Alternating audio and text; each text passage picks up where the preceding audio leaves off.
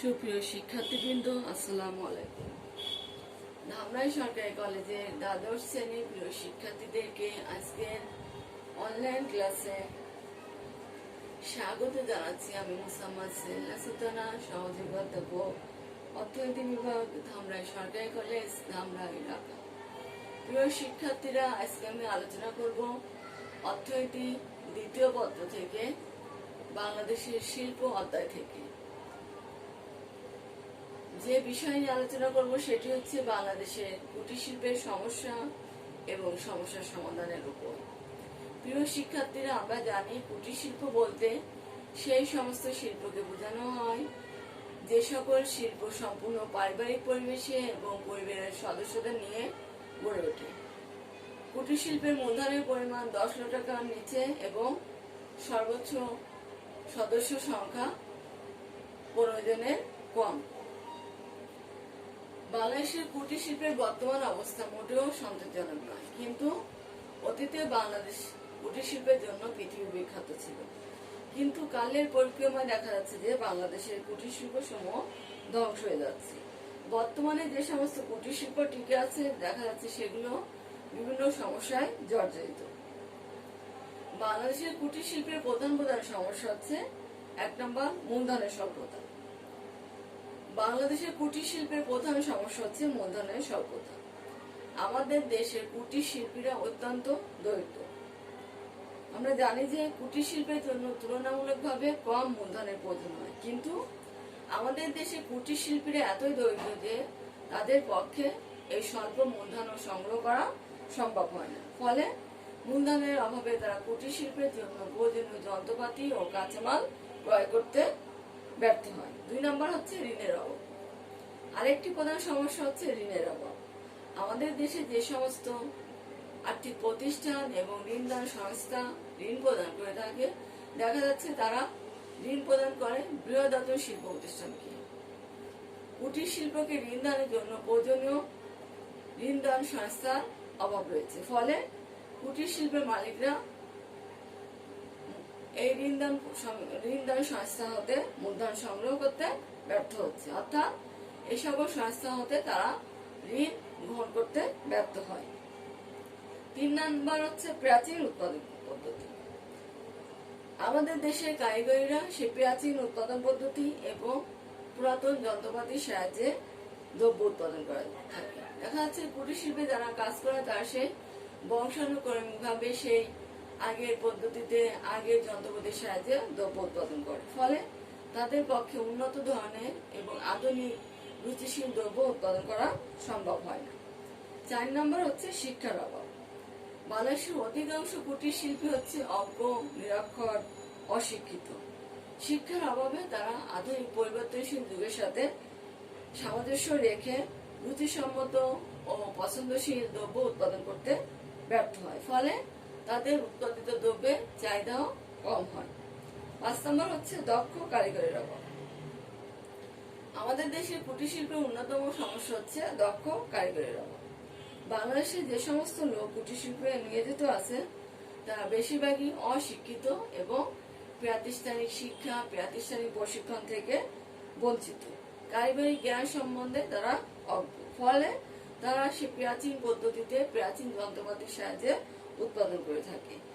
আধুনিক যন্ত্রপাতি কলাকৌশল সম্বন্ধে তাদের কোনো জ্ঞান নাই। ফলে দক্ষ ট্রেনিং প্রাপ্ত কারিগরের অভাবে কুটির শিল্পে উন্নত মানের দ্রব্য সামগ্রী উৎপাদন করা সম্ভব হয় না।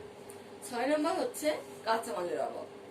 বাংলাদেশে কুটির শিল্পের প্রয়োজনীয় কাঁচামাল থাকা সত্ত্বেও কুটির শিল্পীরা সময় মতো কাঁচামাল সংগ্রহ করতে ব্যর্থ হয়।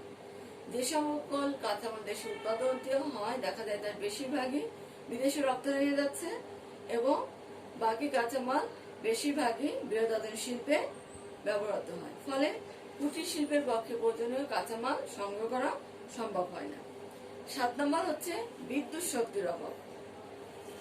বাংলাদেশের কুটির শিল্পের বিদ্যুৎ শক্তি তেমন কোনো ব্যবহার নেই। অন্যান্য দেশে বিশেষ করে জাপানে বিদ্যুৎ শক্তি দ্বারা আধুনিক পদ্ধতিতে কুটির শিল্পে দ্রব্য উৎপাদিত হয়। ফলে কুটির শিল্পে জাপান বেশ উন্নত, কিন্তু আমাদের দেশে গ্রাম অঞ্চলে বিদ্যুৎ ছাড়া প্রাচীন পদ্ধতিতে উৎপাদন ব্যবস্থা পরিচালিত হয়। ফলে এখানে উৎপাদন খরচের তুলনামূলকভাবে বেশি হয় এবং দ্রব্যের দামও বেশি হয়। ফলে দ্রব্য তার সঠিক মূল্য এবং ক্রেতা পেতে ব্যর্থ হয়। 8 নম্বর হচ্ছে উৎপন্ন দ্রব্যের নিম্নমান। সভ্যতার সাথে সাথে মানুষের দেখা যাচ্ছে যে রুচি, অভ্যাস এবং ফ্যাশনের পরিবর্তন হচ্ছে, কিন্তু কুটির শিল্পে সেই প্রাচীন পদ্ধতিতে অশিক্ষিত কারিগরের দ্বারা উৎপাদিত সামগ্রী উৎপাদিত হচ্ছে। ফলে অশিক্ষিত কারিগরের দ্বারা উৎপাদিত দ্রব্যাদির মানও খুব নিম্ন হয়ে থাকে। ফলে কুটির শিল্পের দ্রব্যের দামও দিন দিন কমে যাচ্ছে। 9 নম্বর হচ্ছে বৃহদায়তন শিল্পের অসম প্রতিযোগিতা। বর্তমানে কুটির শিল্পের অন্যতম সমস্যা হলো বৃহদায়তন শিল্পের সাথে প্রতিযোগিতা। বৃহদায়তন শিল্পের উৎপাদিত পণ্য সামগ্রী উৎপাদন ব্যয় কম, ফলে বৃহদায়তন শিল্পের সাথে কুটির শিল্প প্রতিযোগিতায় টিকে থাকতে পারছে না। 10 নম্বর হচ্ছে সীমাবদ্ধ বাজার। কুটির শিল্পজাত দ্রব্যের বাজার অত্যন্ত সীমাবদ্ধ। কুটির শিল্পের উৎপন্ন পণ্যের গুণ অনুসারে শ্রেণী বিভাগ এবং মান নির্ধারণে কোনো সুব্যবস্থা না থাকায় দূরবর্তী স্থানের ক্রেতাগণ নমুনা দেখে দ্রব্য বা পণ্য ক্রয় করতে পারে না। ফলে কুটির শিল্পের বাজার দিন দিন ছোট হয়ে যাচ্ছে। 11 নম্বর হচ্ছে ত্রুটিপূর্ণ বিপণন ব্যবস্থা। কুটির শিল্পের উৎপাদন দ্রব্যের বিপণন ব্যবস্থা ত্রুটিপূর্ণ। বাজার সম্বন্ধে উৎপাদনকারীরা কোনো জ্ঞান রাখে না। ফলে তারা অল্প দামে নিকটবর্তী দালাল বা ফরিয়াদের নিকট পণ্য বিক্রয় করে। এর ফলে তারা পণ্যের ন্যায্য মূল্য থেকে বঞ্চিত হয়, অর্থাৎ তারা সরাসরি ক্রেতাদের নিকট পৌঁছাতে পারে না। তারা কি করে? মধ্যবর্তী দালালদের নিকট দ্রব্য বিক্রয় করে। ফলে তারা পণ্যের ন্যায্য মূল্য থেকে বঞ্চিত হয়। 12 নম্বর হচ্ছে অনুন্নত যোগাযোগ ও পরিবহন ব্যবস্থা। বাংলাদেশের পল্লী অঞ্চলে পরিবহন ও যোগাযোগ ব্যবস্থা এখনো যথেষ্ট অনুন্নত রয়েছে। ফলে উৎপাদনকারীরা তাদের পণ্য দূরবর্তী স্থানে বিক্রি করতে পারে না। তারা স্থানীয়ভাবে অল্প দামে দ্রব্য বিক্রি করতে বাধ্য হয়ে থাকে। 13 নম্বর হচ্ছে স্বল্প মজুরি। আমাদের কুটির শিল্পে নিয়োজিত শ্রমিকের মজুরি অত্যন্ত স্বল্প। এই স্বল্প মজুরি দিয়ে তাদের জীবন নির্বাহ করা খুব কঠিন হয়ে পড়ে। ফলে তারা জীবন এবং জীবিকার তাগিদে অন্যান্য কাজে নিযুক্ত হয়ে থাকে। ফলে যেহেতু তারা জীবিকার জন্য অন্য কাজে নিযুক্ত হয়, সে কারণে তারা কুটির শিল্পে পর্যাপ্ত সময় দিতে পারে না। ফলে তারা কুটির শিল্পে ক্রেতার চাহিদা অনুযায়ী দ্রব্য উৎপাদন করতে ব্যর্থ হয়। 14 নম্বর হচ্ছে বিদেশি পণ্যের আমদানি। আমাদের দেশে কুটির শিল্পের অন্যতম সমস্যা হচ্ছে বিদেশি পণ্যের অবাধ আমদানি। আমাদের দেশে কুটির শিল্পে যে সমস্ত দ্রব্য উৎপাদিত হয় তা বিদেশ হতে আমদানির ফলে আমাদের কুটির শিল্প সমূহ প্রতিযোগিতায় টিকে থাকতে পারে না। ফলে দেশের অভ্যন্তরীণ কুটির শিল্পের বাজার দিন দিন ছোট হয়ে যাচ্ছে। অর্থাৎ কুটির শিল্পে যে সমস্ত দ্রব্য উৎপাদিত হয়, দেখা যাচ্ছে যে সেই সমস্ত দ্রব্য বিদেশ হতে সহজে আমদানি করা সম্ভব হচ্ছে এবং দেশি কুটির শিল্পের উৎপাদিত দ্রব্যের তুলনায় বিদেশি আমদানি দ্রব্যের মূল্য কম। ফলে ক্রেতারা সহজেই সে সকল দ্রব্য কিনতে সমর্থ হয়। 15 নম্বর হচ্ছে সরকারি পৃষ্ঠপোষকতার অভাব। কুটির শিল্পের অন্যতম একটি সমস্যা হচ্ছে সরকারি পৃষ্ঠপোষকতার অভাব। সরকারি পৃষ্ঠপোষকতা এবং সহযোগিতা ব্যতীত কুটির শিল্পের উন্নয়ন সম্ভব নয়। কিন্তু বাংলাদেশের কুটির শিল্পের উন্নয়নের জন্য আশানুরূপভাবে সরকারি সাহায্য সহযোগিতা পাওয়া যায় না। ফলে সরকারি সাহায্য সহযোগিতার অভাবে কুটির শিল্পের অবস্থা দিন দিন খারাপ হয়ে যাচ্ছে। প্রয়োজনীয় সরকারি সাহায্য ও সহযোগিতার অভাবে বাংলাদেশের কুটির শিল্পের উন্নয়ন ব্যাহত হচ্ছে। তাহলে প্রিয় শিক্ষার্থী, আমরা দেখলাম বাংলাদেশের কুটির শিল্পের বিদ্যমান সমস্যাসমূহ। এখন কুটির শিল্পের উন্নয়ন করতে হলে এই বিদ্যমান সমস্যাসমূহকে দূর করতে হবে, অর্থাৎ সমস্যা সমাধানের উপায় বের করতে হবে। 1 নম্বর হচ্ছে পর্যাপ্ত মূলধন সরবরাহ। কুটির শিল্পে মূলধনের অভাব পূরণের জন্য যাতে কুটির শিল্পে কর্মরত মালিকরা সহজ শর্তে কম সুদে ঋণ পেতে পারে, সেজন্য গ্রাম অঞ্চলে বাণিজ্যিক ব্যাংক, কৃষি ব্যাংক, সমবায় ঋণদান সমিতি ইত্যাদি শাখা গ্রামাঞ্চলে প্রতিষ্ঠা করতে হবে। এর ফলে যাতে এই প্রতিষ্ঠানগুলো কুটির শিল্পের মালিকদেরকে সহজ শর্তে স্বল্প সুদে ঋণ প্রদান করতে পারে। 2 নম্বর হচ্ছে আধুনিক উৎপাদন পদ্ধতি প্রবর্তন। কুটির শিল্পের উৎপাদন ব্যবস্থায় পুরাতন পদ্ধতি পরিবর্তে আধুনিক উৎপাদন পদ্ধতি প্রবর্তন করতে হবে। আধুনিক যন্ত্রপাতির সাহায্যে বৈজ্ঞানিক পদ্ধতিতে উৎপাদন করতে হবে। এর ফলে উৎপাদন ব্যয় কম হবে এবং উন্নত ও রুচিশীল দ্রব্য সামগ্রী উৎপাদন করা সম্ভব হবে। 3 নম্বর হচ্ছে শিক্ষার ব্যবস্থা। কুটির শিল্পে নিয়োজিত শ্রমিকরা হচ্ছে অজ্ঞ এবং নিরক্ষর। তাদের অজ্ঞতা নিরক্ষরতা দূর করার জন্য প্রয়োজনীয় শিক্ষার ব্যবস্থা করতে হবে। তাহলে তারা যদি প্রয়োজনীয় শিক্ষায় শিক্ষিত হয় তাহলে তারা বর্তমান যুগের সাথে সামঞ্জস্য রেখে পছন্দসই দ্রব্য উৎপাদন করতে সমর্থ হবে।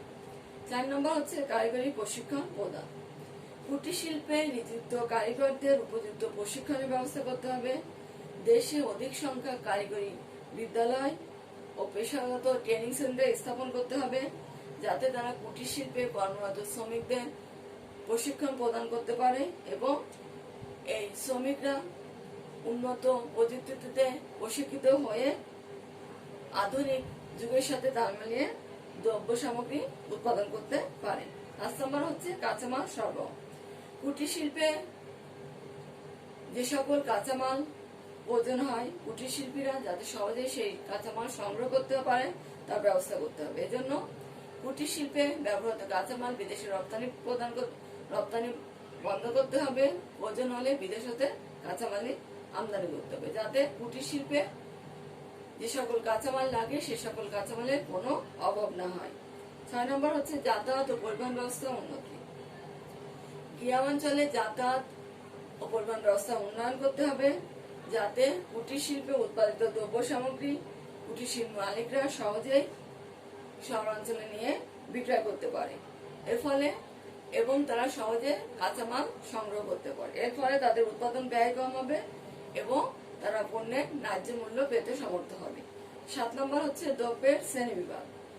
কুটির শিল্পের উৎপাদিত দ্রব্যের উপযুক্ত শ্রেণীবিন্যাস ও নমুনাকরণের ব্যবস্থা করতে হবে, তাহলে দ্রব্যের বাজার বিস্তৃত হবে এবং অধিক দ্রব্য সামগ্রী বিক্রয় করা সম্ভব হবে। 8 নম্বর হচ্ছে বৃহদায়তন শিল্পের অসম প্রতিযোগিতা বন্ধ। বৃহদায়তন শিল্পের অসম প্রতিযোগিতা হতে কুটির শিল্পকে রক্ষা করতে হবে।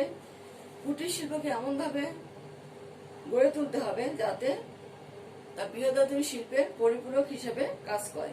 9 নম্বর হচ্ছে দ্রব্যের মান উন্নয়ন।